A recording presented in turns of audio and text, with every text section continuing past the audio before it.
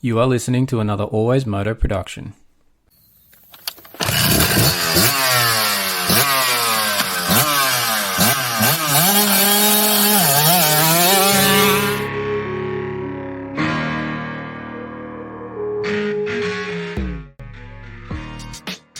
The AlwaysMoto podcast with your host, David Hogan. This show contains information about injuries to riders competing in AMA Supercross, AMA Motocross, MXGP, Oz Pro MX, and other international moto events. The information discussed may be unsettling to some listeners. It might be incomplete or based on medical opinions due to riders tending to hide the details of their injuries. We are here to explain the information and increase injury understanding and visibility for the fans. There might be coarse language and the odd stuff up along the way. If any of this offends you, turn us off right now.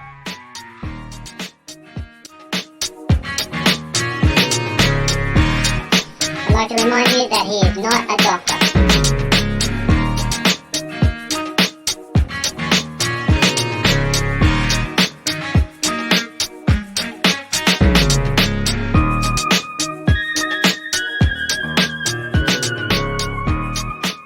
Moto fans, I'm not a doctor, but I am a physiotherapist, and this is episode 32 of the AlwaysMoto podcast. As always, I'm your host, David Hogan. Welcome to the AlwaysMoto podcast. We are in the depths, the deep depths of the clinic, throwing strapping tape everywhere and anywhere it will stick. As always on this show, we'll be going through all things moto, particularly the injuries in our sport, because hashtag injuries are a part of moto. This week on the show, we'll be talking about World Supercross Championship from Cardiff. It was round one over there. A lot happened from that World Supercross event. Lots to talk about. There was a lot of chatter on social this week about it, the good, the bad, the ugly, and everything in between, as it is on social. It can be a bit of a depth of humanity on there. But anyway, I've been in touch with a few of the teams and riders, and I've got some of their thoughts to share on the event later in the show.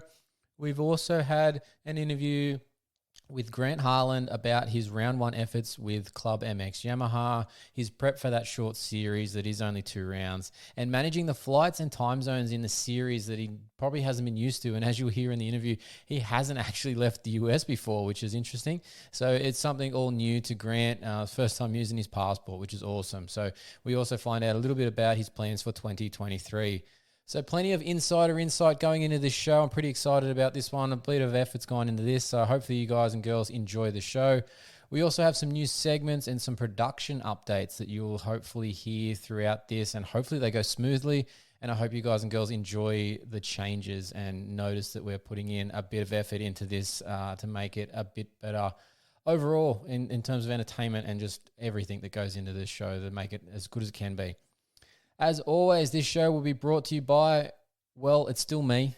We are trying to make changes to that in this near future, but it's always, the show is brought to you by me, AlwaysMoto.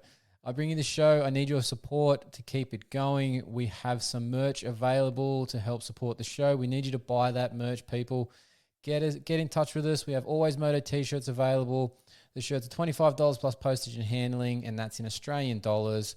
So support the show and get an awesome t-shirt to rock at the races. Email us at alwaysmoto2019@gmail.com. Put t-shirt order in the subject line. Send the size you want, and we'll be in touch regarding payment via PayPal and a delivery point. So let's jump into the chatter about World Supercross Championship. It finally kicked off in Cardiff, Wales. Round one. Last weekend, it was fantastic to finally see this get going and get off the ground. The guys over there at that crew have put in a lot of effort to get this to where they have. Unfortunately, it hasn't probably worked out as greatly as they'd hoped in terms of this initial season being a lot shorter than they probably initially planned. But it's going finally, and that's the great thing. Personally, I love the fact that we've just got more races. It's also meaning more teams, more rides, and more jobs for the industry in terms of all the mechanics, crew, people like myself in terms of trainers and physios to help out with it all. It's all means more jobs. It all means some more money into our industry, which is just fantastic in general. So I don't care what everybody else is saying about all the rest of it stuff, because I've got stuff to say about the rest of it too. But in terms of the fact that there's a World Supercross Championship, couldn't be happier. Don't care who's really doing it. Don't really care where it's being run. I'm just glad that we've got more events and more places for these guys to race at, compete at, and people to have, support crews and all that sort of stuff that goes along with it. So I think it's fantastic. On the results side of things, I've got to say that World Supercross Championship class, Eli Tomac just continues to prove that he is the man in 2022. And not surprising, really. Now, Supercross, AMA Supercross champ, AMA Motocross champ, MX of Nations champ, wins the opening round of World Supercross with a clean sweep of the night. It was just an awesome display from a guy who's on the top of his game at present, and I would expect no less when he is in his next race at Bercy. He's not doing round 2. He's only a wild card for that Cardiff round, so he can't actually do round 2, but he dominated. It's plain and simple. Was pretty surprised by the results that came from Vince Freeze. Not massively surprised, but surprised all the same. He obviously in the 450 class there did quite well, especially that heat race, and held solid races for him to where he finished. It was pretty impressive. Pretty bummed about some of the other guys for the other guys really. Chad Reed, Josh Grant, Justin Starling. Injuries for these guys, and we'll cover more of those aspects when we get to the emergency department segment later in the show. But yeah, just a bit bummed on how that all went, especially seeing as the mechanicals that sent out 2 of them. That was just freak of nature sort of things, which sucks really. Ken Roxton with his Super Pole win, kind of expect that from Kenny. He's pretty good at that single lap pace, and to jump that quad as well, make that lap just pretty neat and tidy. He did a nice job there. I do have to wonder if his night would be a hell of a lot different if he doesn't crash in that first race. And what he was in the lead, he looked like he had it sort of not covered, but he looked like he was at least keeping the distance to Eli. Whether Eli had something for him in that last couple of laps, we won't know, but we never got the chance to see it. But I do wonder if Kenny doesn't lose that back end there or front end as he went up that face of that jump on the corner. Would he have at least put on a bit more of a show with Eli and given him more of a challenge? Because Eli wasn't really touched at all in those next few races there at all. But it was good that he got that. Kenny gets the extra championship point there from that Super Pole win, which is a new feature in this series, and it's only for that World Supercross class. Now, just on the Super Pole while we're there, I've got to say, the Super Pole idea is great, right? I love the fact that you can get the single guy out on the track and it's all about them. And, you from a spectator point of view, you get to see just their lines, just their technique, in isolation, no other noise to distract, right? That's fantastic. But from the fan point of view watching on TV, and I don't know what they did in the stadium. Obviously, I wasn't in Cardiff for this round. It's a bit of a trek for us Aussie guys.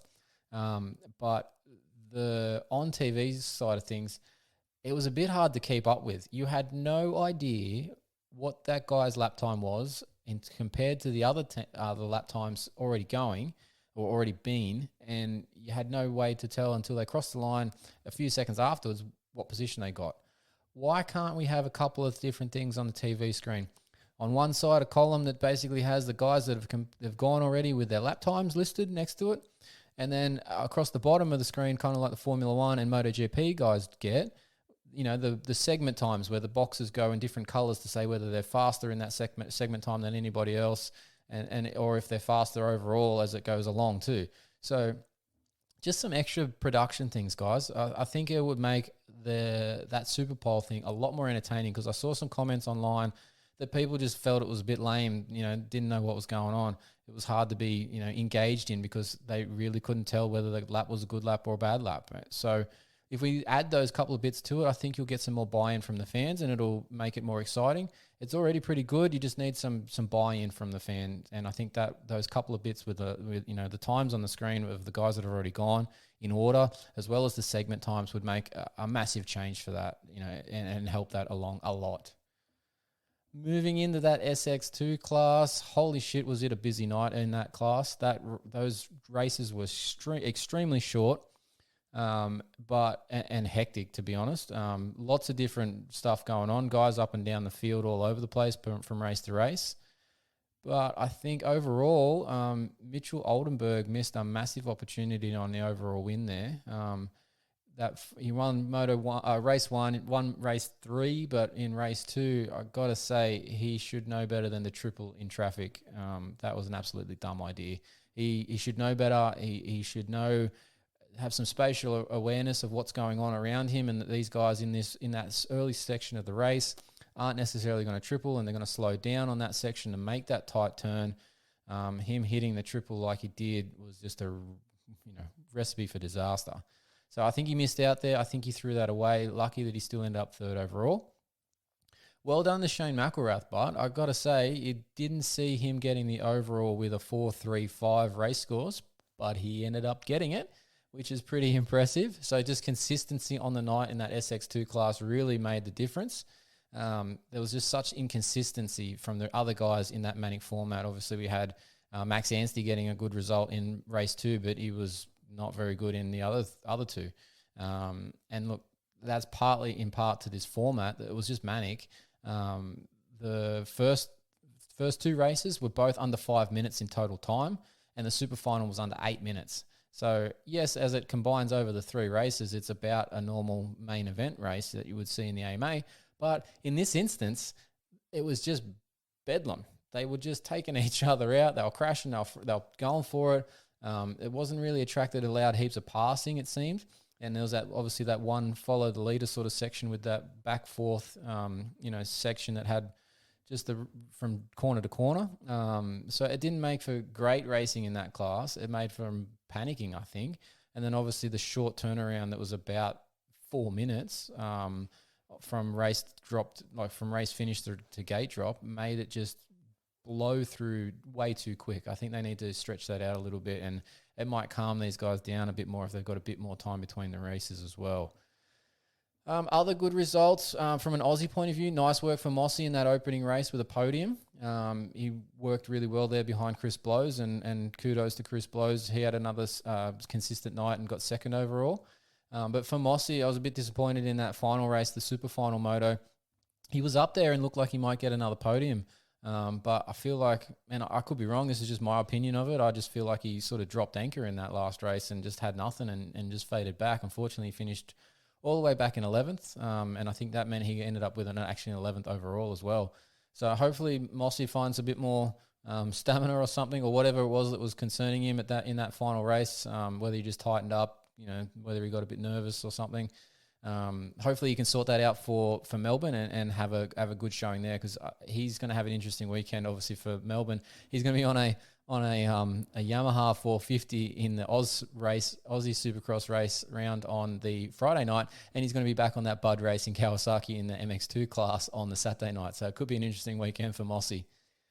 Now I'm curious if anyone noticed across the 2 racings. If anybody else noticed in the World Supercross class when they were doing a sighting lap, and I can't remember if it was sighting lap was only done before the first moto. So if anyone else noticed the Honda rider, which I don't think it was the genuine Honda team. I think it was that other Nils Honda team rider. It was a bit hard to tell from the camera angle, but he went over the gate to start his sighting lap, but then stopped and dug out his trench, his rut out of the gate there with his foot as he went along to clear it out, which I believe is pretty much illegal. But I don't know if anybody else noticed that because nothing was mentioned. But it seemed pretty obvious to me that he was sitting there doing it, because you could see him kicking that area as he was sitting there on the broadcast quite obviously. So I wonder if anybody else noticed that. Anyone else got an opinion on it? Let me know. Send me a DM on Instagram. AlwaysMoto is me. And so, yeah, just send me something to see if you noticed that too, because I did notice that, and I thought that was a bit of a dodgy move by that guy. And I can't name him at this point because I couldn't quite tell who it was at that point. But, yeah, interesting thing there. Also wanted to hear everyone's thoughts on the metal ramp for the finish line. Now, this is something that the promoters have done previously when they were the Oz Open. OzX Open, I'll get the name right eventually, just stuck on that tongue, stuck in the tongue there. The OzX Open, they did the same thing there. They brought a steel ramp to the finish line, and that's been because obviously they've got a freestyle show during this program that they use that ramp for. And they've also got a couple of other ramps that you would have noticed on the coverage right near the finish line down ramp there for different guys from that freestyle show. And look, obviously the freestylers need a smooth up ramp. Let's take that aspect out of the race, please. I don't like it, but let me know your thoughts. And again, send me a DM if you've got other thoughts via the Instagram there or the AlwaysMoto page. But my thoughts are, let's get rid of that. Don't have a metal ramp there. Make it a normal jump face. It's a race. It needs to rut up. It needs to have changing lines. It needs to force guys to move about. They can't. There's nothing different about that jump face with a metal ramp. Interestingly enough, I did post about this. I'm not sure on Twitter during the race. I wasn't sure if the ramp was a good idea, and I was wondering what would happen if anyone had to roll it, because it doesn't seem like there's a nice nice shape to the backside of that thing.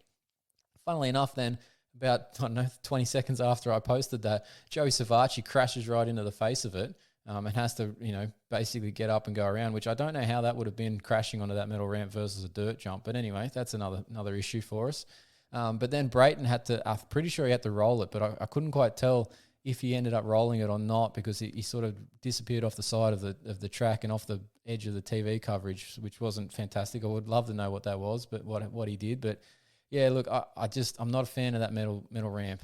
Get rid of it, guys. Have the ramps in between the lanes for the freestyle guys. Don't have it as part of the racetrack. It's a race, not a judge sport. Come on. Let's talk a little bit about that commentary team. I've got a couple of things I want to say here. And look, obviously, I'm in the media game here doing some commentary, and I'm not fantastic at it. I'm new compared to some of these people doing this, so I blame that my presentation on the fact that I'm still learning and I'm getting some experience in it. But this commentary team that came back, obviously Ralph and Jeff, I wasn't a fan of them when they commentated in the AMA. I felt they made a lot of glaring errors, and I thought that they just didn't keep up with the action as well as they should do. And I don't think they did much better when they've come back now for the World Supercross. This format that they were obviously running in this series doesn't suit these guys for commentary. It's happening too quick. They don't have time to slow down, and I don't feel that they can stay up to date with what's happening in the race as well as others should. I don't like the idea too that they brought in guys that they had got rid of from the AMA Supercross commentary a few years ago to then do this brand new series. I don't think it works with the new series vibe that they're looking for World Supercross, and I just didn't think it fit. And obviously too, if you're listening through as closely as lots of people should be when the commentary is going on, just keep up to date with the races, the TV's going, there was some glaring errors that Ralph and Jeff came up with that just made me cringe and just have flashbacks to years gone past of AMA events, and just going, are you watching the same race I'm watching? Because they had no idea a couple of times, and it's embarrassing. And look, I think a younger crew, maybe a brand new crew who's never had any experience or exposure, would be a good idea to bring in here and just let them go and just run with that format. They don't have any preconceived ideas. If you're going to keep running this fast-paced format, you're going to need people that can stay on their toes. And I just don't think Ralph and Jeff are the best fit for this format at this point in their careers. If I'm wrong, tell me. Send me a message. Send me a DM. Make me sound like an idiot on social media. I feel free for you to do that. I'm happy to have some hate on that if you don't agree. Just let me know your thoughts. But look, in overall sense, I'm just stoked we've got World Supercross and more races. It seemed like the fans seemed to turn out well for it too. They reported 35,000 fans in the stadium, which seemed pretty cool. It was kind of hard to tell from the coverage because the lighting up in that upper parts of the stadium wasn't fantastic, so you couldn't tell for seats. But they reported 35,000, which is an awesome first night. I am just super keen for it to hang around. I'm also keen for it to see what we'll get in 2023. I'm hoping that there'll be like 10 rounds in multiple countries. And that will make this into a legitimate World Championship series. It's a little bit of a World Championship series this year. It's a pilot series, obviously they're calling it. But look, I'm stoked to see where this goes. I really hope it gets bigger and better for 2023, and I'm pretty sure it will.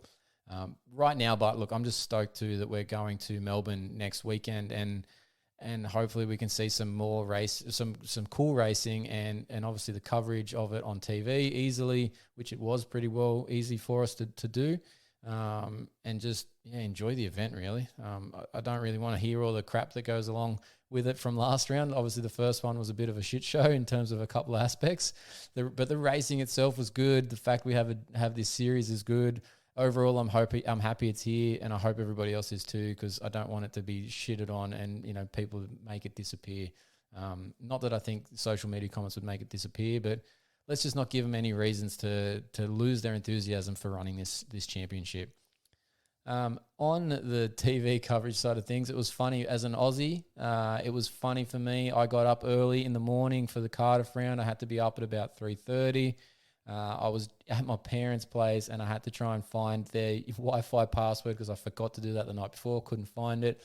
Went to download something on my mum's iPad because I couldn't get it on our TV because it wasn't allowed 7 Plus app to get downloaded on it for some reason.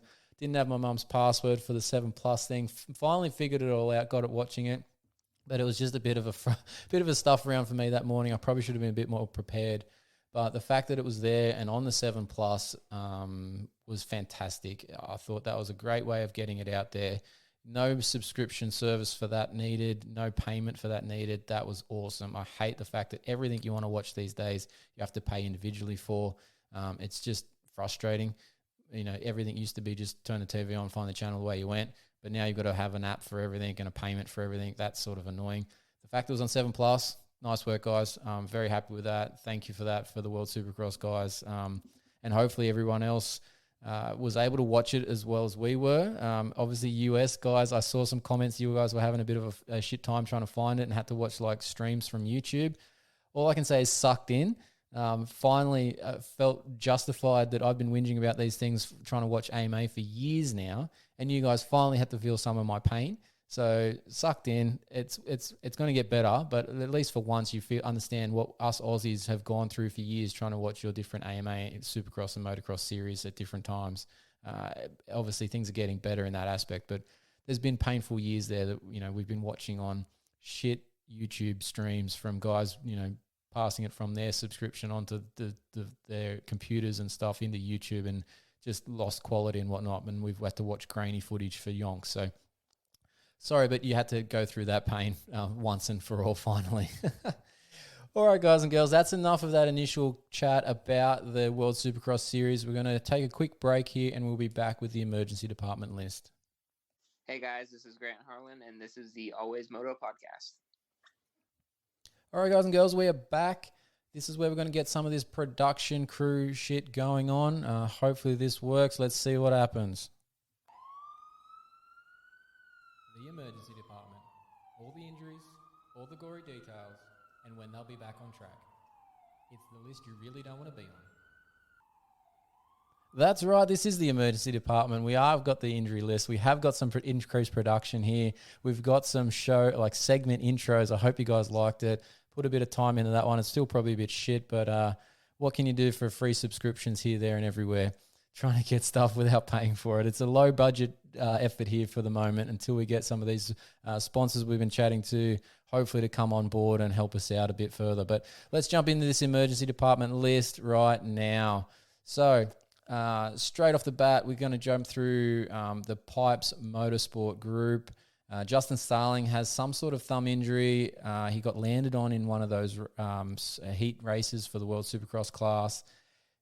Looks like he's out for Melbourne, and look, that's unfortunate. The team's going to have to try and find replacements. So we'll find out more. Justin hasn't been in touch, and we haven't been able to get in touch with the Pipes Motorsport group, but that's what we believe is happening at this stage. The CDR team we've been in touch with as well, just to see how Luke Clout is doing. He had that ugly crash off that on-off. He hit neutral apparently, and that just sent him over the bars into the next jump.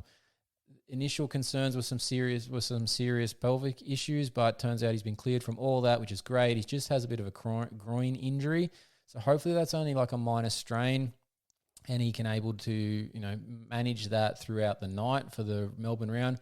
The team has confirmed that he is actually going to be racing in the Aussie round on the Friday night and the World Supercross round on the Saturday night. So double duty for Luke with that little injury. We'll have to see if he's able to manage that through both nights. But at this stage, that's what the team's expecting him to be able to do. MDK Motorsports, what a terrible night for those guys. A couple of mechanical issues led to some big injuries. Chad Reed is out. Right shoulder had surgery on it. And a left hand fracture, had surgery on it as well. This was yesterday, Thursday in Australia time, the 13th of October that he had that done. He is out. He will likely be out for probably somewhere to about 12 weeks off the bike. So that means he is out for Melbourne. The team has said, but he will be in Melbourne for the event, hopefully to meet fans, hopefully to do some TV stuff. So we'll have to see what Chad can do at that point. I'm sure he's pretty sore today, being one day post-op, but good to see that he got himself sorted out. I was just sucked that he wasn't able to, compete in that event. Josh Grant also on that team had a chain break. Everyone's probably seen those photos going around on the socials. Straight into that next jump face. Massive concussion for him. Interestingly enough, the FIM has a slightly different concussion protocol than what the AMA guys have and are probably used to. The AMA has their impact test, which is an online test, as well as some doctor review prior to release back to racing. The FIM has what they call a SCAT-5, which is more of a therapist-based assessment, similar sort of items, and they do baselines for it and then can compare to it.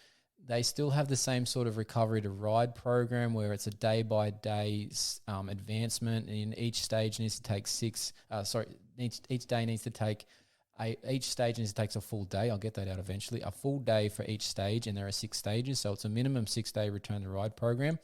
But the team has indicated to me, despite that, and he could potentially be cleared for it, that Josh will not be travelling to Melbourne for this event. Then the team is therefore trying to find somebody to replace him and Chad to fill in for those guys for that second round. The Honda Genuine team, Dean Wilson had that bit of a incident with one of the other riders there. His countryman Jack Brunel ended up with a landing heavily on his left shoulder, got an AC separation, only a minor grading from what we can tell. He's already up and about on the bike, and we've checked in with his team manager, Yuriv Konski, and he confirms that he'll be in for Melbourne, so no issues there for Dino at this stage. Moto Concepts Racing, Cole Seeley has reportedly got a hematoma on his arm from a crash during the day at Cardiff, but he was able to race all night, so he will also be in for Melbourne. One of the wild cards from Cardiff, Dylan Walsh, as some of you would have seen on the coverage, got his hand run over during one of the races. We checked in with Dylan. He's confirmed there's been no injury there, so he got away with that one pretty easily, or pretty luckily. But a pretty look for an opening round of Supercross, that was pretty busy for injuries, but it's also busy for injuries considering there was only 44 riders for this World Championship event, the way that they are doing this teams format. And we had 7 of those 44 riders with potential injuries. So busy night in terms of the emergency department there. All right, let's jump over. Let's keep some chat going. Just so heading into Melbourne this week, from a wild card point of view, we're going to see some Aussies lining up, which will be awesome. So we're going to have Brett Metcalf lining up, Nathan Crawford lining up, Kyle Webster lining up, and Reese Budd lining up. Now, interesting, when I spoke to the Honda Genuine team manager, Reeve Konski, we were asking about, if Dino was going to be able to race, and he said yes, but obviously we said, well, okay, what's the plan B for this instance? We're hearing chatter that there's a fine system across all of these teams, and this wasn't what we sort of brought up just at that point, but, they want to keep riders on track for this World Supercross series. So I wondered what the team would do if they had to fill in. And Yuriv made the very clear and obvious point that I hadn't thought of for his team at least. He's obviously got an Australian-based team already riding and preparing for the Australian Supercross Championship at this point in time. So he would just pull one of the guys, and he mentioned that Kyle Webster would have been the guy that he'd pull into the team to compete for this second round if need be, and they would then find somebody else to do the wild card position. So that's easy for that team to do. Other teams is probably not so easy at this stage, and they might have to go to a bit of a prepared fill-in rider system where they have one for each class ready to go. to fill in if they need be, because we're hearing that there is a fine in place for these teams if they don't fill in the position. We're not sure exactly how much that is, but one team we spoke to mentioned that it was enough for them that actually want to fill in. So it's obviously a decent hit to the pocket. But then in saying that too, when we spoke to MDK, they obviously have 2 riders out. Now they're trying to get any available top sort of 10 guy from the Australian Supercross series to fill in for them so they don't get fined. But they did mention that if they couldn't get anybody in place because of all these riders have contracts already in place and it's hard to break some of those deals, for one race, that they would just have to miss out and take that hit of the fine. So interesting that they haven't planned for that at this stage. They're obviously just expecting Chad and Josh to be A-OK and do 2 rounds. But as we say, injuries are part of moto. Supercross struck hard at round 1 for MDK, unfortunately. And interesting too, that MDK aspect, when they said about getting some of the Aussie guys in, obviously they were still looking for people, and they said that a few days before they find that out, and they're hoping to do that before they fly out on Monday, their time, US time. But they weren't sure that would happen. So they did say that these guys that they were trying to get to fill in, they basically get to use all their own equipment. They just get a sticker kit put on that said MDK on it and earn some extra money. So just a case of getting some, contracts and sponsors to allow these guys to get on it, and they'll be in the World Supercross thing riding for MDK, which would be a pretty cool experience and good exposure for anyone listening that wants to do it, that could be potentially, a decent Supercross rider. Get in touch with MDK. And if you need, get in touch with me. I've got some contact details I can pass on. So, yeah, look, there's a bit to this series yet to come that we'll find out over the next year when they have a longer series and have to replace riders more often, and whether teams have fill-ins and stuff. But this is the information we've got so far about where the teams are at and what they're trying to do to just make this next round as, gate full as possible. All right, let's have a quick break here. We're going to just do another break before we jump into the new segment, Dave's Diatribe. Hi, this is Dylan Woodcock, riding for All South CMH Stunt Flying Privateer Team, whatever you want to call it. Cheers, mate.